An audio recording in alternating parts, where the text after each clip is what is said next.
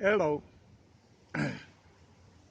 Last Thursday morning I came out to open up my shop and found someone had slipped the lock and came in and took both my anvils, my cutting torch, my hand crank grinder, and about $500 or $600 worth of finished product. I've got a message for that guy that took it. You're pond scum. You stole a man's livelihood. I hope you drop the anvils on your feet and break both of your feet. You will be found sooner or later. I hope I'm the one to find you.